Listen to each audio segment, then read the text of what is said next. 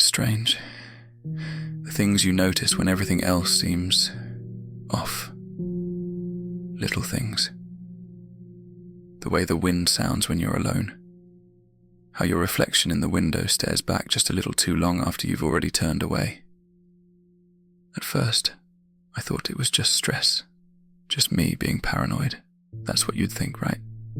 That the late nights, the skipped meals, the endless screens of work were finally catching up to me. But then, things started changing. It's been 13 days since I first saw him. Since I saw myself, but not quite. And now they all think he's me. It started with something so small. I didn't even realize it mattered until later. My keys. I remember setting them on the counter. I always do.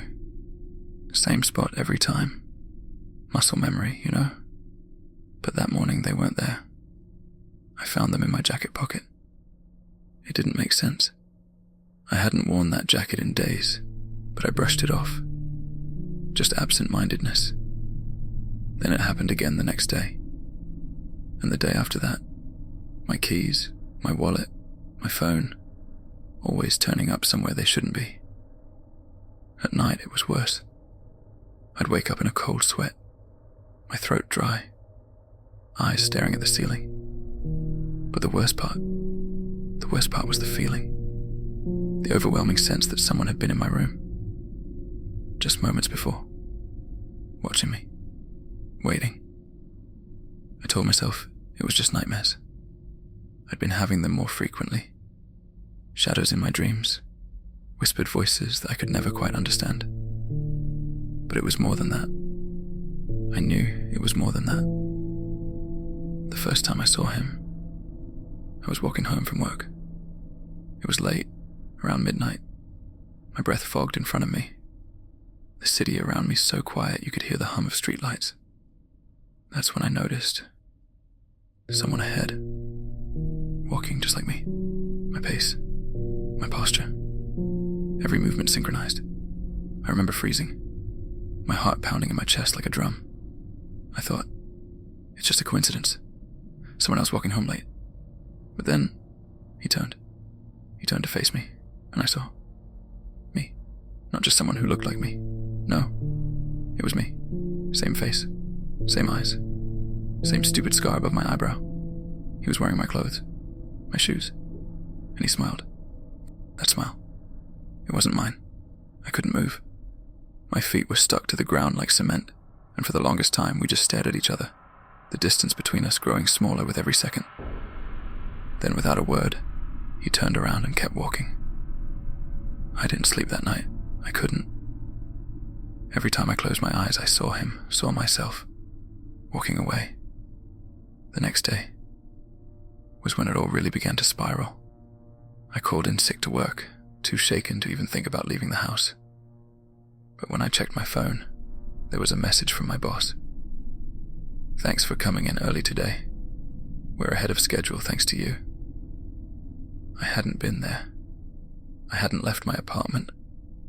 But the day after that, when I finally showed up to work, no one even questioned it. They all greeted me like I'd been there every day, like I hadn't missed a beat. My desk was organized. My way, my notes, my handwriting. But I didn't remember doing any of it. It wasn't just my work. Friends, family, they all started acting strange.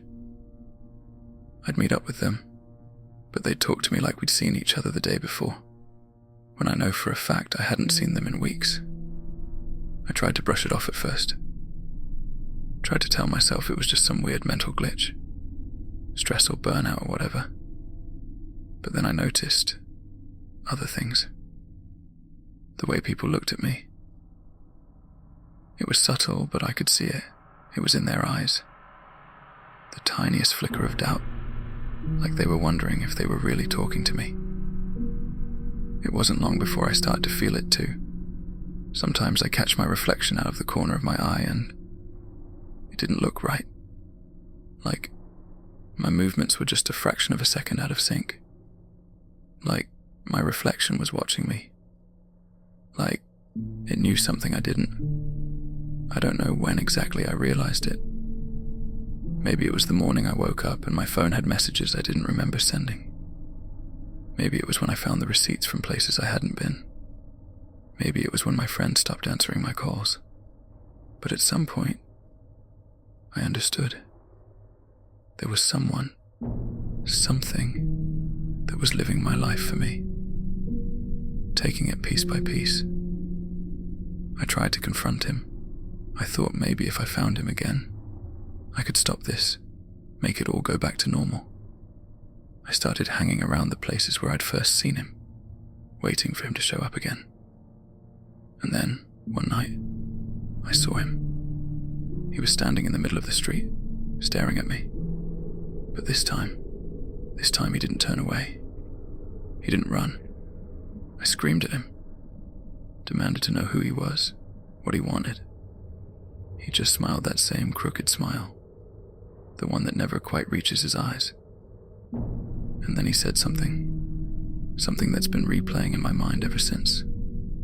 He said, "They'll never believe you. I don't know how to fight him. I don't know if I even can.